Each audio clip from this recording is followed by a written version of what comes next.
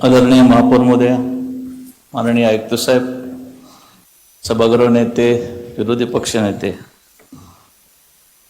सुधाकर सोनवणे साहेब यांनी जो अभिनंदनाचा प्रस्ताव मांडलेला आहे की झोपडपट्ट्यांमध्ये त्या ठिकाणी SRS स्कीम लावली.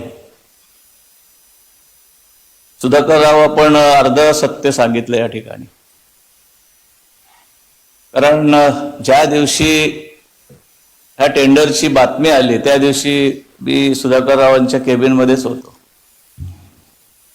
त्यावेळेला GR कसा आला, टेंडर कसा आला हे कोणालाच काय माहिती नव्हतं.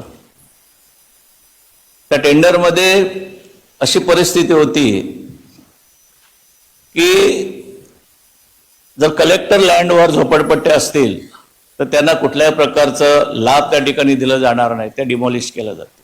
सुधाकरराव बरोबर. टेंडर कुठल्या लेवलने आलाय ह्याची माहिती कुठल्याच मंत्री महोदयांना असू नये हे दुर्दैव आहे. आपण नाईक साहेबांचं अभिनंदन करताय, मीही अभिनंदन करेन.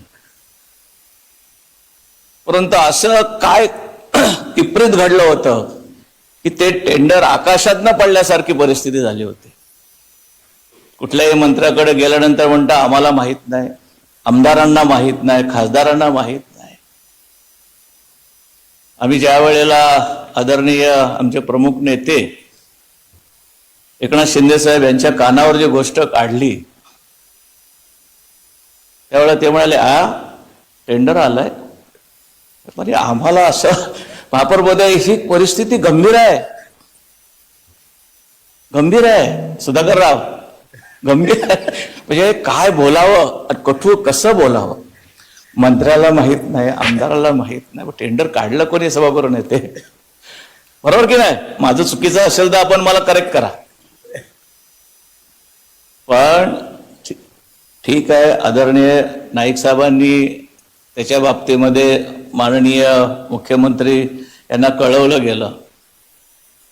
विजयरावांनी झोपडपट्टीमध्ये जनजागृती केली, सुरेशरावांनी जागृती केली, आगोंडे साहेबांनी केली, अमितने केली, सुधाकररावांनी केली. खरं म्हणजे आपण जनतेचं त्या ठिकाणी अभिनंदन करायला पाहिजे की जनतेने अतिशय उठाव केला. अमित बरोबर, सुधाकरराव तुमची ही भाषणं ऐकली मी. आणि जनतेच्या रेट्याला घाबरून आता कुणी सांगावं सरकारमध्ये कोण कोण सामील होतं, आता कसं सांगू, सांगता येत नाही. ही परिस्थिती आहे. मी झोपडपट्टीतल्या जनतेचं अभिनंदन करेन या ठिकाणी, नाईक साहेबांचंही करेन. पण त्याही पेक्षा ज्यांनी ह्या प्रकल्पाला स्टे दिली नगर विकास खात्यानं त्या आदरणीय एकनाथ शिंदे साहेबांना मी जास्त क्रेडिट देईन. क्रेडिट घ्यायचं झालं तर त्यांच्या विभागाचं आहे. त्याही पलीकडे जाऊन सांगेल, महापौर महोदया, माझी आदरणीय नाईक साहेबांना हात जोडून विनंती आहे की तुम्ही प्रकल्पग्रस्त आहे, मी प्रकल्पग्रस्त आहे, सूरज प्रकल्पग्रस्त आहे, आमदार साहेब आहेत प्रकल्पग्रस्त, सभागृहात माझ्या भगिनी, अनेक भगिनी प्रकल्पग्रस्त आहेत. 42 वर्ष झाली, 42 वर्ष झाली. सुरेशराव मला बोलू द्या, बोलू द्या. तुम्ही प्रकल्पग्रस्त आहात ना? तुम्ही प्रकल्पग्रस्त आहात का मॅडम? बघा, प्रकल्पग्रस्त आहेत की नाही ते?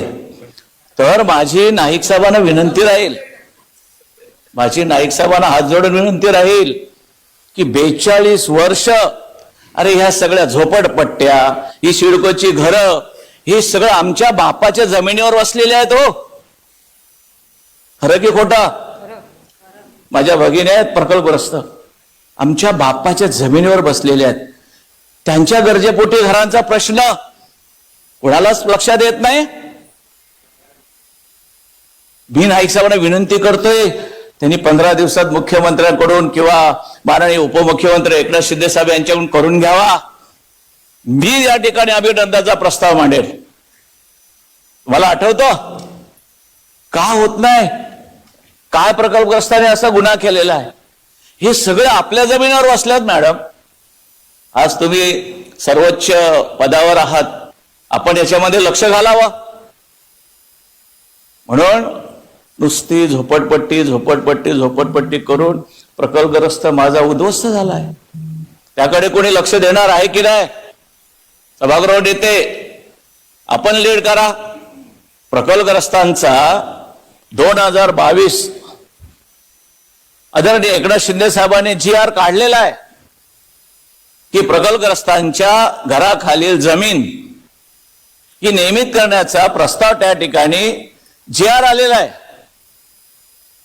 100 ते 300 मीटर पर्यंत जो रेडी रिकव्हर असेल, जी किंमत असेल त्याच्या 15% आणि 300 ते 500 मीटर पर्यंत जो रेडी रिकव्हर असेल, जी किंमत असेल त्याच्या 25% भरून हे काढलेलं आहे. मग माशी कुठे शिंकते? सरकार आणि महानगरपालिका या युद्धामध्ये महापौर महोदया आपलं अतोनात नुकसान होतोय. आपण गांभीर्याने घ्यावं. मी सभागृहाला सांगेन की माझ्या एकट्याचं नुकसान नाही, हा नव्या मुंबईचं नुकसान होतोय. तुतुमयमध्ये महापालिका आणि शासन, महापालिका आणि शासन काय चाललेलं आहे? कुठेतरी याचा एंड व्हावा अशी माझी अपेक्षा आहे. आणि आपण पुढाकार घेऊन, बरे विरोधी पक्ष नेत्यांमधली काही मंडळी असेल, तुमच्यामधली हुशार मंडळी आहे, कुठेतरी एक मध्यबिंदू महापौर महोदय आपण साधावा की जेणेकरून नव्या मुंबईत तुम्ही कागद पाठवता शासनाकडे, शासन त्याला निलंबित करतो, पुन्हा शासनाकडे जातो. आपण हेच करत बसायचं का 5 वर्ष?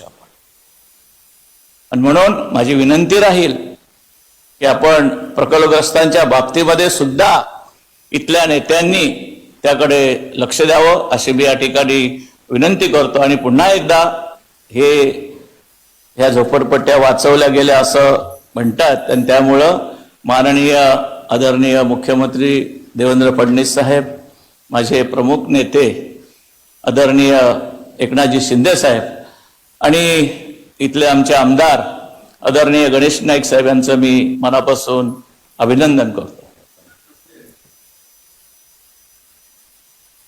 मंत्री आहेत ना? सॉरी, ठीक आहे. आदरणीय पालकमंत्री, परत आणखीन काय, ठाणे जिल्ह्याचे पालकमंत्री आदरणीय माझे प्रमुख नेते एकनाथ शिंदे साहेब, हे तुमच्या माहितीसाठी सांगतो, आदरणीय गणेश नाईक साहेब हे पालघरचे आहेत, भरतराव.